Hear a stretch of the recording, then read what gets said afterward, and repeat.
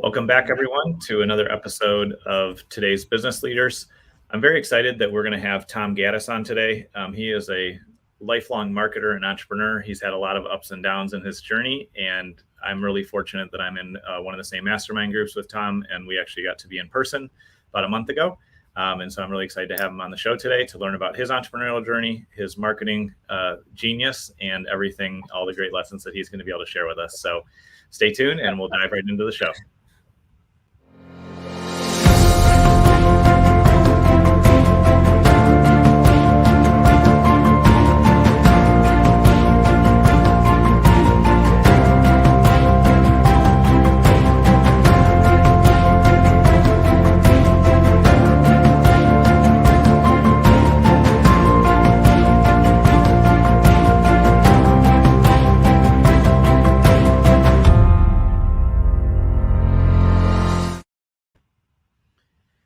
Welcome to the show, Tom. I'm glad we get to spend some time here. We had a couple good conversations when we were together last in person, but I really like this format for having conversations because we get to kind of walk through your journey and share your wisdom and your lessons with the audience here. So thanks for being on the show today. Yeah, thanks so much for having me. I'm excited. I use the word genius. I don't know. That's like I don't know if you can call what I do genius, but as long as you try to live up to it in the show, you'll be okay. All right. So. Okay. All right. Awesome. So, when did you first realize that you're an entrepreneur, Tom? Man, that's a great first question and a very interesting one for me because. Like lately, I've kind of been describing my journey in entrepreneurship as a journey of becoming. Because when I was younger, I wanted to be a professional magician. That's what I wanted to do. And I was really, really into magic. And, I also got introduced at a young age to, some Tony Robbins stuff and, Think and Grow Rich and Dale Carnegie, How to Win Friends and Influence People, mainly because of the magic side, right? Like I had some friends that were older magicians and they were like, look, if you're going to be performing for the public, you need to, How to Win Friends and Influence People is a great book. If you're going to be selling your magic shows, like Think and Grow Rich is something you should read. And so, when I read that stuff, I really bought into the idea of those books, right? That, if you want to be successful, model people that are successful. If, the kind of the way I thought about money, like it really appealed to me that there could be nothing. You could create something and like it would generate income. Like all of that stuff super appealed to me. Plus, as an entertainer and a show business person, like, when somebody says you should get a job or do work, I like duck. I'm like, whoa, I don't want to do work. Like, I would much rather I go out and do a magic show and I get paid for it. Like that sounds much more appealing to me because I love to do it, than actually doing work. So I just kind of bought into that stuff, right? And I ended up I was a professional magician in my 20s. I did that for a while. I ended up, being a magician at the Boca Raton Resort and Hotel for a few years. I moved to Michigan to work in a magic themed restaurant. A friend of mine had opened there. And, just some things happened. Like I just sort of got disillusioned with it. I was like, I don't know if I really want to do this anymore. So I went into the restaurant business. I just got a job as a bartender, and I was a bartender for a long time. I eventually ended up moving back to Oklahoma, met my wife, got married, she got pregnant, and I was like, man, I can't just be a bartender and, and have a kid. So I went to my managers. I was working at the Olive Garden. I went to the Olive Garden. I was like, hey, my wife's pregnant. I want to do something different. So they were like, oh, we'll make you a manager. So they put me through this management training. I became a manager at Olive Garden. We had another daughter. Then I got fired from the Olive Garden. So I went to work for Logan's Roadhouse. And I was a manager there in Oklahoma City for a while. And but I was still pursuing side hustle stuff. So a couple of things that I had gotten into when I was in Michigan, I met another magician who was also a writer, and now he's 84. But when I met him, he had written a book in the 80s called Easy Dosset. And this is in like 1981, 1982. He sold 500,000 copies of that book. So it was extremely, I mean, like there was no computer market at the time, right? Like, and it was extremely successful. So, and he self-published it. So not only was I kind of like learning magic from him because he's a really great magician, but I was also starting to get back into the business side of things. Like, like how did he do that? Like he really became a mentor to me, and he was working on some projects at the time. And he was like, hey, I could really use somebody to help me figure out this, the online side of these things. So I was like, yeah, I'll do that. So I started, looking and like, well, how would we market books and do things online? And that led to various couple of things. And I discovered internet marketing. And so I got really into that copywriting, internet marketing, all that stuff. And I've always been a voracious reader. So, I was getting all the things I could find about it, direct marketing, all that stuff. And anyway, but I left Michigan. I'm back in Oklahoma. I'm working at the restaurant. My wife, but I'm trying to like do things on the side. So I was doing some internet marketing stuff. I built a little affiliate website, and I did this thing called the 30-day challenge. It was by Ed Dale and Dan Rain. And it was this free training. And the goal was you followed their thing. They gave you something to do every day for 30 days. And the goal was you make your first dollar online. Yeah. And so I did it, and I did that. I made I had this little affiliate site. It was making like $100 a month. I wasn't really doing anything, but I couldn't really scale it and figure out what to do next. And in the meantime, my wife's mom moved to Maui, Hawaii. And my wife was like, oh, we should go visit. And I was like, visit? Let's just move there. Like our oldest daughter, she has a year before she starts school. Like, let's just go there. If we don't like it, we'll just, we'll come back. And so in 2010, we decided to move to Maui, Hawaii. I'd never been to Hawaii, never been to Hawaii, never been to Maui. I was like, okay, let's just go. And my plan was I can finally get out of the restaurant business because I was pretty miserable. Like the hours, I just didn't like it. And I just knew I wanted to do something different. And but my wife says, look, you've never even been to Hawaii. Like maybe you should have a job when you get there, Yeah.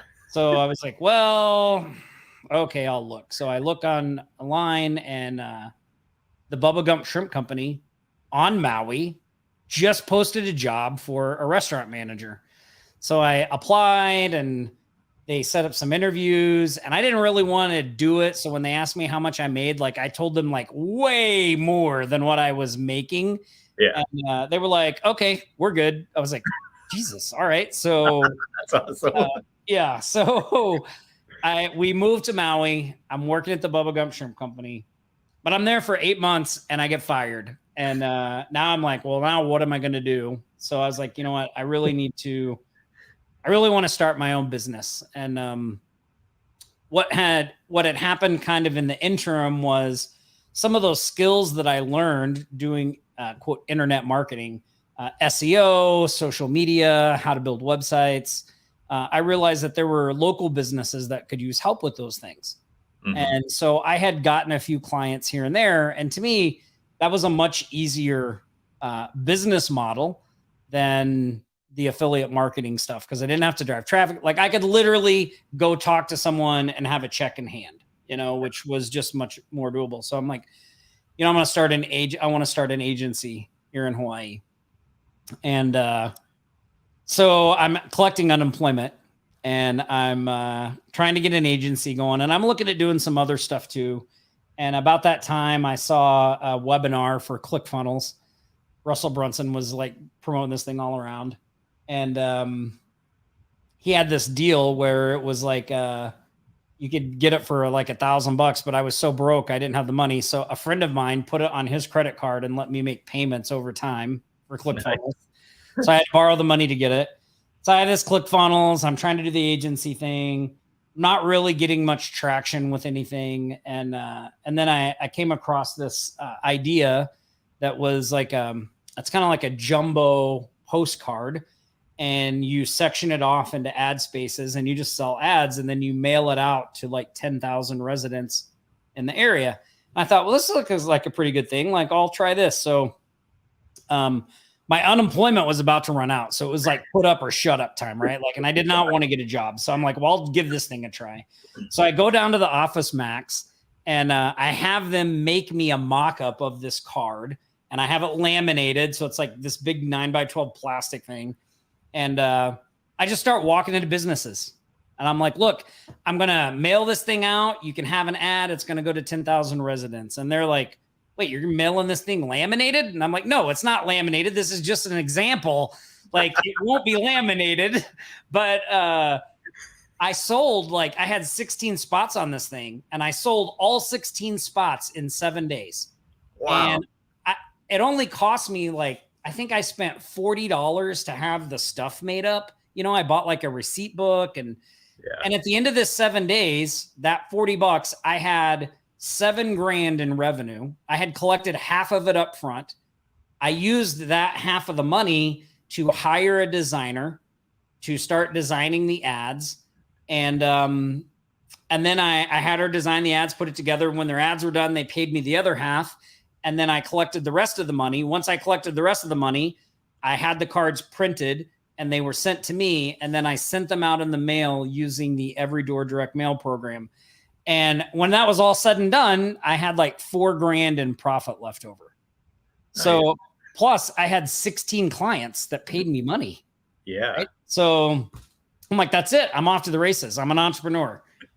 And then proceeded to just about run that business into the ground. So I was not an entrepreneur. I was severely lacking in discipline and just a lot of stuff, work ethic, things like that. So it wasn't going very well, you know. And finally, I had to come to this moment where I was like, look, I got to fix this. So I stopped doing the cards and started focusing on doing websites and things like that. But I had a pretty good client base built up.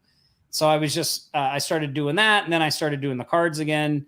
And eventually I was able to figure the back end stuff out. And, you know, my agency started doing well. You know, we got to 6 figures. And, but I'm looking around at what I'm doing, and I'm thinking, man, you know, like, this business is a couple of things happened in the agency. One, I had like 5 high paying clients. They all left for various reasons over the course of like 60 days. Wow. I'm like, God, man, like this is good, but it's like, I got to be getting clients all the time, and I'm in this small area, and it just felt a little shaky to me, you know? And so I was trying to think of like, well, how can I expand this out? Like, what can I do? And I thought, well, you know, I could go back to the internet marketing thing. Like, I've got this method to get clients. I got 16 clients in 7 days, you know, I made $7,000 in revenue, pocketed $4,000 in profit. Like, I'll just make a course about that. Yeah. So I made a little course about it, and I launched that on an affiliate platform called Warrior Plus, and I sold like 2,000 copies. And then that's the start of kind of the rest of that journey. I know that was a really long answer to a very short question you asked me, perfect. But it's like a lot of the things that I do today, like, you know, a lot of the stuff that I talk about and things like that are all things I had to figure out. You know, I had to really work on developing the habits, you know, putting the time and effort into implementing, taking the action, you know, because I was like I wanted to know everything, but like when it came to actually doing and implementing and executing, there was an issue. So I've really had to work on that and really just like, you know, just show up every day and work on the business, you know? Yeah. That is an excellent answer. Thank you. That's exactly. I love hearing those stories, because I would challenge a little bit. I think you were an entrepreneur the day you went out, or the 7 days you went out and sold all those customers. Maybe you weren't. Obviously you weren't as successful as an entrepreneur as you are today. But I always think like that spark, or that first idea, or the willingness to just bet it. You know, bet what we have, our time, and, you know, a little bit of money or whatever. I think that's always the spark of entrepreneurship. And I can super relate to what you've said, here is like not having the discipline or not really wanting to do the work, or like it sounds like you're similar to me in the sense that like you love the creativity, you love the ideas, but then it always gets hard when like we have to execute well and execute consistently. So I'm curious around that. What process or journey have you gone through to marry together the fun part of entrepreneurship, which is new ideas and we're going to try this and it's all creative and fun and we're all excited, to the day-to-day, which can really be a grind. It can be hard, and it's hard to put the back end together of the business. It's also hard, like when you go through, I've gone through the seasons too, to lose like 5 big clients in 60 days. That's hell. It just sucks. Yeah.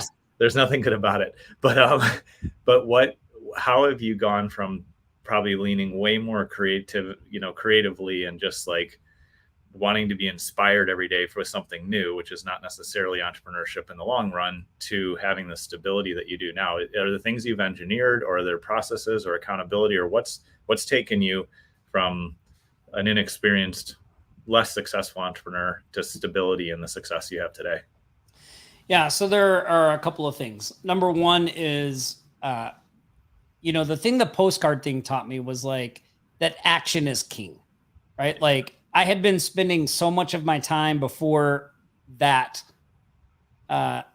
figuring out how to be successful without taking the action, right? Like, and I would worry about all kinds of stuff. Like, well, what do I name my agency? Well, what do I call this? Well, what do I do that? Well, what if I can't go offer to build a website for somebody, because what if they ask me this question? Like, I don't even know what to say. Like, what if they ask me to see work? Like, what will I do? Like, so I had like, I would constantly think about what was going to happen and imagine scenarios. And then that would keep me from like, well, I got to figure that out before I can actually do anything. And the reality was, no, that wasn't the case. The reality was, you take the action first and you figure all of that stuff out. So, we've scaled pretty big, but it's like sitting there trying to figure out how to scale your company when you don't even have 3 clients. Like that's an impossible task, but I see that all the time. People are like, well, they'll say like, well, what can I do to generate money now? And I'll tell them about the postcard thing. Yeah. They'll go, yeah, but that doesn't seem scalable. Like, well, who cares? Like you could have $4,000 in a couple of weeks. Like who gives a shit if it's scalable? Like forget scalable. You know what I mean? Like let's just get some traction. Plus, when you have the money, like doing all the other stuff becomes infinitely easier. Yeah. Like it's easy, right? And a lot of the things that I worried about just didn't turn out to be big deals. Like, what I named my company and all those things, like all of that stuff that typically slows people down, is like, it turned out not to be that important as I thought it was. And all of it can be changed. All of it can, and like the sky doesn't fall down when you do that. So the first part was realizing like, it's about the action, like action, action, action. The second thing was realizing like, okay, looking at what my strengths and weaknesses were and understanding them. Like when I talk about entrepreneurship as a becoming for myself, it really goes back to just becoming a better person. It's really not so much about the business part. Like I just had to be a better person in my life in general, So, some of the things I started doing were like getting up early in the morning, like making a point to be up early in the morning, having a morning routine, like the things that were not business related. Like I started showing up on time for that stuff. Like if I told somebody I was going to meet them, like I got there early, like whether there was money, and a lot of times there wasn't money involved. There were just friends and different things like that. Like I started being somebody who kept his commitments, who could be counted on in my personal life. And then that translated into my business life. Like all of a sudden I could show up for stuff. And a surprising side note of that was like in Maui, nobody's on time. So because I was 10 minutes early all the time, people were like, oh my God, like no one's on time around here, right? Like, so I stood out. So like, implementing those habits and those things in the stuff that didn't involve money to just try to be a better person and work on myself ended up helping me in the business side of things and financially. And it also, what it did was it allowed me to see really where I needed help, like, okay, well, where do I need help? And for me, the systems and the operations side and like the technical side, I wasn't a graphic designer. I didn't like to do the fulfillment part of things. So I started actively looking for someone to help me with those things. And I found this guy in Maui who was also starting an agency. His name's Nick Ponte. And my plan was, okay, I'm going to rope this guy into doing fulfillment for my agency, right? That's really what I wanted him to do. So we started working together doing that. And then I put out this product, and one day he's in my office and I was like, man, I just sent an email. I made like $500. And he's like, what are you talking about? And I was like, well, I had this product. And so I'm showing him what I'm doing. And he was like, dude, that's super cool. Like he's younger than I am. And I was like, well, it's kind of a lot of work to do this. Like, do you want to help me do it? Like, maybe we could partner up on it. Like, we could talk about what we're doing in our agencies to grow them. And he was like, yeah, that sounds pretty cool. I was like, all right, well, let's do that. So we partnered up. We started this company called Offline Sharks. And we just started putting out products about how we were getting clients, like the things we were doing to get clients and different things like that. And that first year we did like 5 product launches, and we were off to the races. We had an email list. So now we were promoting offers to our people. We were doing these product launches, and everything just kind of grew from there. So, he's the co-founder of Offline Sharks and of Remote Millionaires, which is another one of our brands. And, he really saved me because he was doing the graph. Like, I would put together the trainings. I would be the front guy on the videos. I did the web, like we started doing webinars. I did the webinars. I did all that stuff, the writing the copy for the sales pages. And then he did all the graphics and set up all the technical side of things. And so that partnership was really great. Right. And then over the years, we've each, when you get in a partnership like that, like everybody wants to be better. So, over the years, we've each worked on the various parts. Like, I work better at dealing with the processes and the systems and all the stuff that happens after you do the thing, and he's worked on, being more public facing and doing webinars himself and doing training videos and things like that. And so, we've really kind of like grown together. And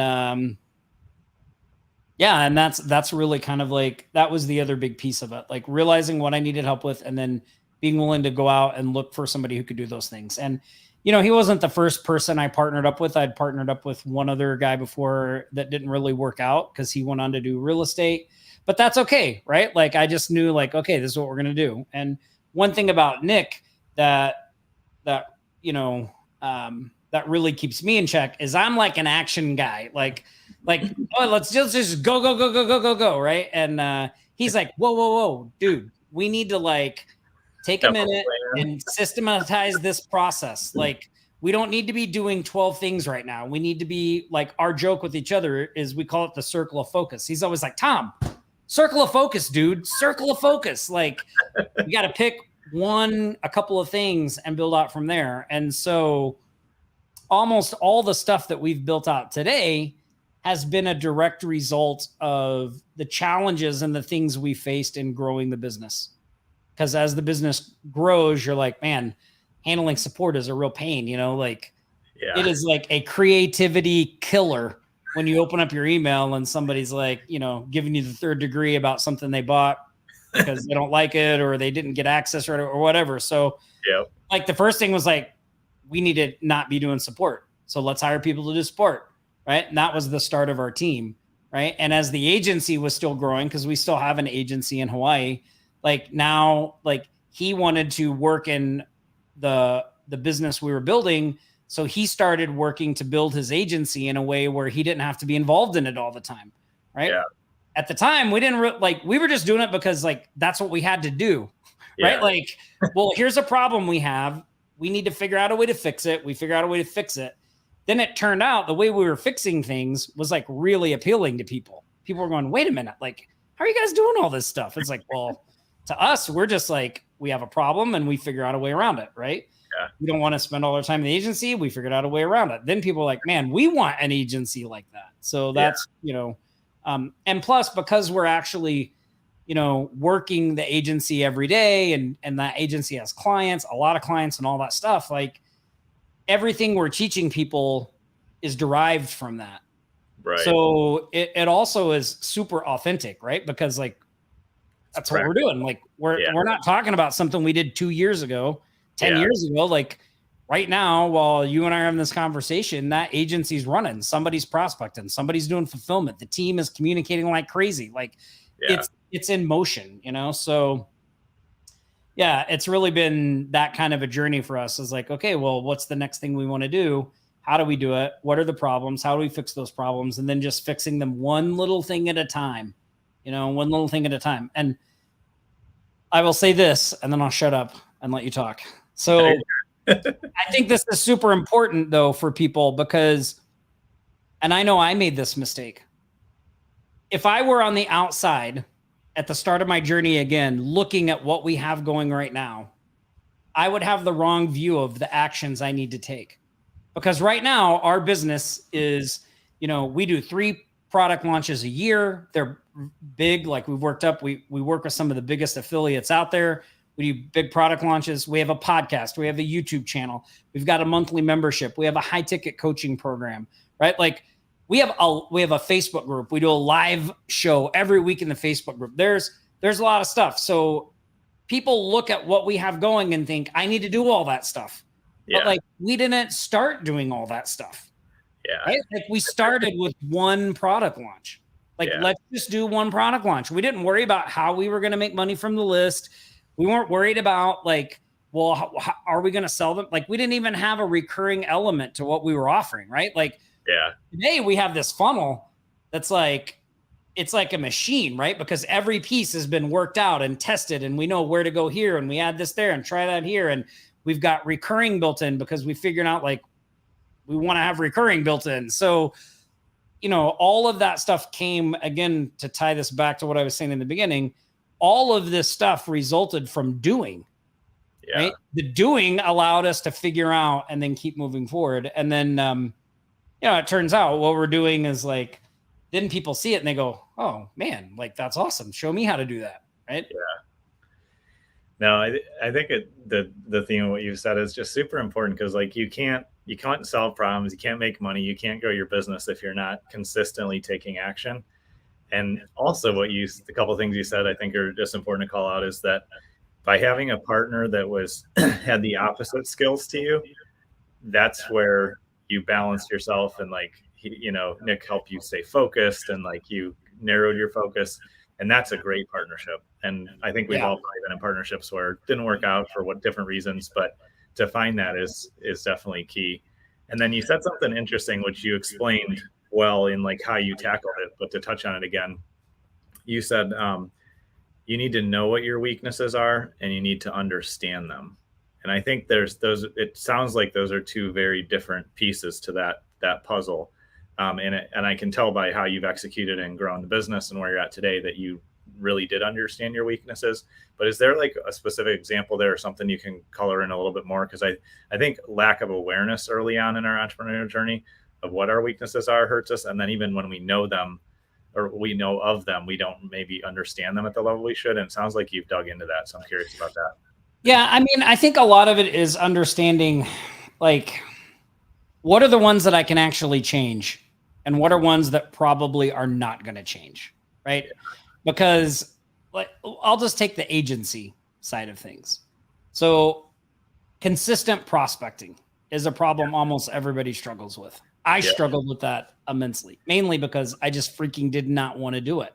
So I was very up and down. Like I would be good to prospect for 30, 60, 90 days, but then, I get busy. I really don't want to do it anyway. So it was real up and down. So there's a point of like, I can fix that myself for a short amount of time, but then coming to the realization that I can't continue to do that forever because I just know I won't do it, and now I don't know what that says about me, whether that just means I'm like, lacking in discipline or whatever. But like, I just was like, look, I'm just done with that. So that realization led me to start working to build out a process of where the prospecting would happen without me.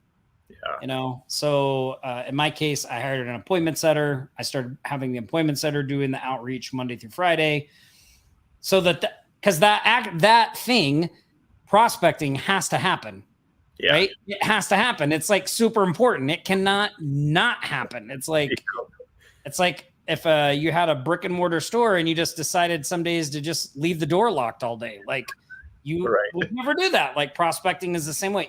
If the agency business model is what you're going to do, prospecting is that way. It has to happen every day. And so it's great that you may try to do it yourself, but sometimes you have to come to the realization that like, you just can't. Maybe you're working another job and you don't have enough time. Maybe it requires too much time, whatever.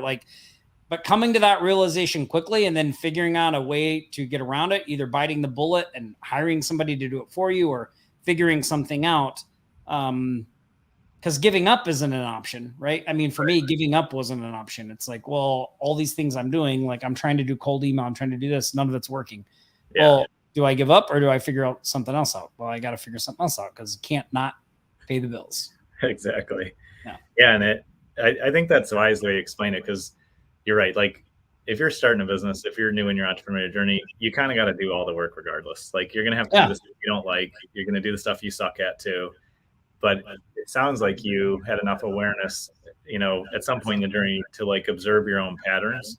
And that's what I always try to pay attention to is what are the patterns that, are occurring in my business, or what are the things I notice about myself? And it kind of brings back to something else you said I want to just call out as well, that your business got better when you worked on yourself, not even necessarily related to business. And I always just try to remind people that your business is just a reflection of who you are. And so everything is connected. Yeah. If it's not going well, it's your fault. And that's good news because it means you can change it. And yeah, it's like our businesses are our kids, or they're a reflection of us, or whatever analogy, resonates with people is if things aren't working well, then it's on you to change who you are, because your business can never outgrow you. Like the business is only going to keep up with your own personal growth. And it's like another thing I always say is like, self-care is the ticket to 7 figures. Like if you're not taking care of yourself, there's no way that you're going to sustain 7 figures. Because if you don't have great, like you said, good morning routines, good integrity of like just keeping your word and showing up. If you don't have that trust in yourself to keep your word to yourself, and take good care of yourself, there's no way you can sustain growth like that. And I just think those basics are overlooked. And then, like I've heard the same things you've heard of, like, well, how am I going to scale it? Like, that doesn't matter at all. That's just to be the last thing on your mind. Like, just figure out how to make money today and keep making, just get out there and sell one thing, and then get good at selling that one thing and add on. And the other perspective that I just think should be shouted, from the rooftops in today's world of everybody wants to be an entrepreneur, which I'm all for everybody being an entrepreneur, but don't think that you're going to flick the button and do everything Tom has going on today when it took you 10, 15 years, whatever the process and journey was to get there. Because like, I'm the same way. I have 3 different podcasts. We have a great team. Like we have a lot of different things going, but to launch all that at once would just kill you. It would kill me. Like if I didn't ease my way into it. And so it's like that. Yeah. It's that old joke, right? The 7-year overnight success or whatever, exactly. Right? Like, So I think that's really key. And that's why I always love having these conversations, because the folks like you that are coming on are just willing to be transparent and talk about your failures, getting fired, learning stuff, running into the problems. That's the real journey of entrepreneurship. But if we keep taking action and we keep showing up and we keep improving ourselves, we have a decent shot of being successful. But even with that, like I would assume, like thinking back to the comment you made about like you lost 5 big clients in 60 days. I'm sure before that 60-day period, you probably were feeling like things were great. Yeah. Like everything, this gravy. I'm never going to have, this is so awesome. It's like, holy shit, nothing's good anymore. And like, that's the other part of entrepreneurship. You could break 7 figures, you could break 8 figures, and something is going to shift. And you have to go back to that ability to be resourceful and take action and pivot and change and deal with that season of pain. And for me, when I go through those seasons of pain, it's always the foundation to actually scale and, take the next big step. because there's some lesson that I didn't learn apparently yet that I need to learn. So yeah, well, and a lot of it is just like, again, we're back to the point of where like giving up isn't an option. Like it just has to not become an option anymore, because right. there are, it's really easy once you've done something to look back and connect the dots of how you got to where you're at. Yeah. It was not that way when it was happening. Like none of it seemed like it wasn't like I didn't map that journey out.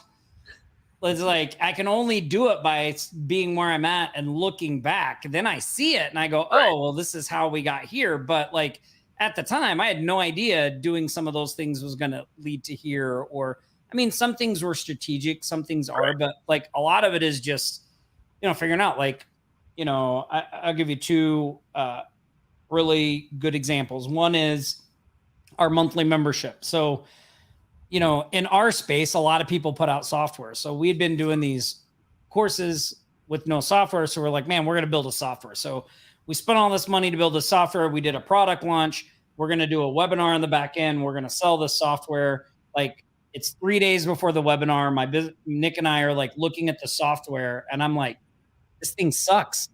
We can't sell this. Like if we sell this, we are going to get killed. It doesn't do what it's supposed to do, And again, we were trying to do too much. Like we tried to build a software that did all this different stuff. And so he's like, well, what are we going to do? It was like, we have this webinar in 3 days. Like we can't not have the webinar. Like we need the income, right? So I was like, all right, let me think about this. So I came back and I was like, look, I know what we're going to do. We're going to do a webinar and we're going to pitch a monthly membership. We're going to sell it for $47 a month. And we're going to do a live call every week. And we're going to do a training every week. So we're just going to build it live because we didn't have anything, obviously. Right. So like I made an outline of like what the first like 12 weeks of training were going to be. I put a webinar together. We went on, we did it. We signed up 300 members at $47 a month. Right now we have this monthly membership. Yeah. So now we're doing the live trainings, which sucks. Like, I know it's great to do things live, but it also sucks when it's like 12 weeks of it. Cause by week 6, you're just done. You're like, I don't want to do this anymore. Yep. And, so as we built it out, then we started doing, I think we were doing 2 trainings a month. And so then we eventually, like, as we just kept doing it, eventually we had all these trainings that we did. So we put them in a members area, categorized them, started just doing 1 training a month. So like, we kind of created all of this content as we went.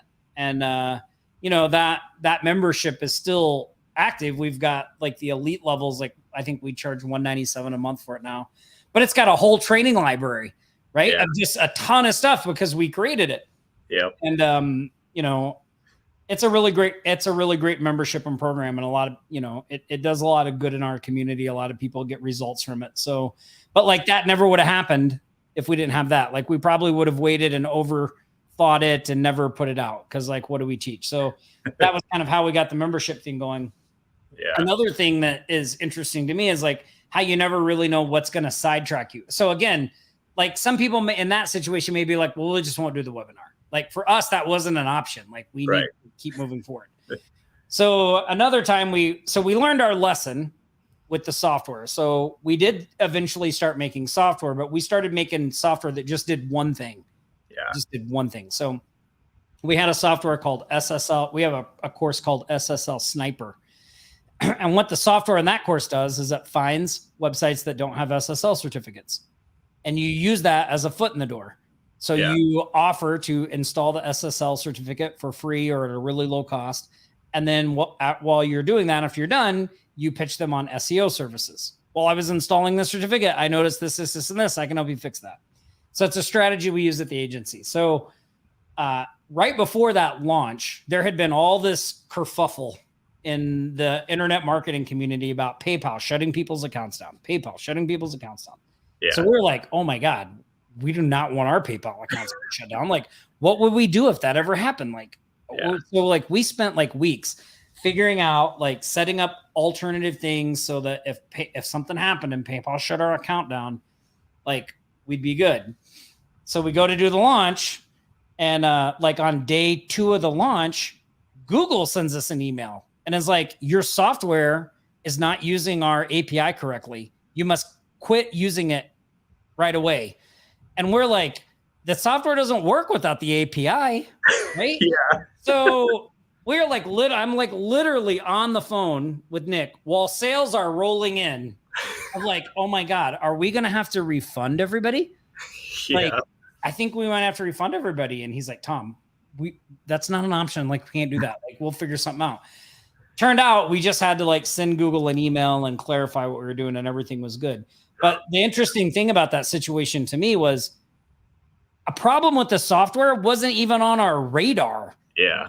Right? Like, our worry was PayPal. Like, we'd spent all this time worrying about like, what if PayPal shuts down? And like, the thing was the software. It was like so far out of left field. Yeah. So, you know, again, it's just really hard to anticipate all that stuff. There's no way you can anticipate all those things. Just when they come up, you have to like deal with them. You know, a lot of it is just taking a breath, trying to keep your cool a little bit to figure out what to do, you know, and realizing that it's not as urgent as you think it is. Yeah, that's good advice too. I think we can, in a healthy way, in our early part of our entrepreneurial journey, we can pattern ourselves to be quick start and jump in and solve and act, which is super healthy. And like in some senses, you shouldn't lose a good portion of that. But as your business grows and scales and you mature, you do have the time to sit and think and be and then you can make wise decisions and not implode things or be too reactionary. Because like, I'm sure in that situation, obviously refunding everybody would have sucked, but we were prepared to do it though. Yeah. Like, we were prepared to do it if push came to shove. Yeah. And like, you probably would have survived too at that stage of business. So being reactionary and not digging into the problem could have cost you money. But when you are even just a little bit more established, it's definitely wise to take that pause and think, and, you know, realize that the world's not burning to the ground. You can just take a minute and think about what you're going to do. And the other kind of interesting thing that just came up for me too is when you talked about like improving yourself and keeping your word to yourself and like getting up early, and then of course like keeping your word to other people, like just showing up, you know, early and on time.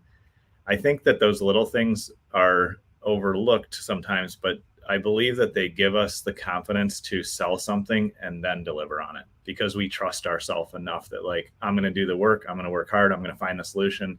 I know who I am. And the way that you've described multiple launches and ideas and things you've been through is you have the concept, you have an idea, you know enough of how you're going to put it together, and then you go sell it and you put it together. And I think that that's such an important lesson early on, because like you said, when you weren't making money was when you were trying to figure everything out ahead of time with every possible scenario. And what am I going to say here? And how am I going to do it? And that doesn't make any money. And like, it sounded like you said, like half that stuff never happened, or probably more than half of it. Yeah. But if we are willing just to be brave, and we do have that personal integrity and the commitment to make things happen and follow through and figure it out, then it's absolutely okay to build, you know, sell something and then build it. Because as long as you're operating in your integrity, like if it doesn't work, you can just refund people. Like you said, you were totally prepared to refund them. And that is actually a huge safety net, I think, for entrepreneurs, of being able to say like, you know, I'm going to create this. I'm going to create the concept, get the basics together and sell it, and then figure out how to deliver it. Because if I don't, I can still be in integrity and refund people, or I can pivot and change. I can still add tons of value to them. So, yeah. Yeah. I mean, I think that is super critical. Like, I mean, we made a decision early on that customer support, customer satisfaction was going to be a really big focus of what we did. And so we've always done that. That's one of the things I think why we grew so fast, was because a lot of the people that were launching products in the space we were in weren't doing that. Yeah. And so the fact that we were actually answering emails and doing good customer support was like, oh, people love that. But yeah, I mean, there are two sayings that I say all the time. One is, I always tell myself, never let failure go to your head. Yeah. Never. I mean, most people say never let success go to your head. I'm like, never let failure go to your head. Like, just keep trying and going until you go. And then the other one is like, if you want to feel good, do good shit. It's as simple as that. Like, you know, like if you're suffering from like imposter syndrome, low self-esteem, whatever, just like get out there and do some good stuff. It will go away. Like, mainly you just got to stop thinking about yourself. But it's like, you know, those kinds of things have Like, and as you go through more stuff and you experience more things and all of that, like the confidence just kind of naturally comes, right? Yeah. It just sort of naturally comes. Yeah, I totally agree. Well, Tom, this has been an absolute blast. We'll definitely have you back on the show soon because you are a genius and you have lots of wisdom to share. Oh, well, I don't know. So Tell that to my wife. I'm going to go out of my office and she's going to make me take out the trash. All right. So Well, like, she apparently hasn't got the memo, Gabe. we'll let her know. So definitely check out Tom's site. Remote Millionaires is one of them. And then offlinesharks.com is the other one. Is that correct, Tom? Yep. Yeah. Awesome. So yeah, so check out what Tom's up to. He's somebody that I definitely trust and respect. He's given me a ton of value in our interactions and helped me with things I'm launching and working on. You gave me some great feedback and ideas at the event, so that was super helpful. And I just really appreciate the transparency and honesty about your journey, because that's truly what allows other entrepreneurs to understand where they're at and get some context, because the entrepreneurial journey and lifestyle is lonely and hard a lot of times, just like you described. And so understanding what it's like to be where you're at and what it took to get there, I think is just super valuable. So I really value and appreciate your time, Tom. Yeah, thanks so much for having me. It's been a lot of fun. I appreciate it. Awesome. Well, thanks everyone for tuning in, and we will see everybody soon.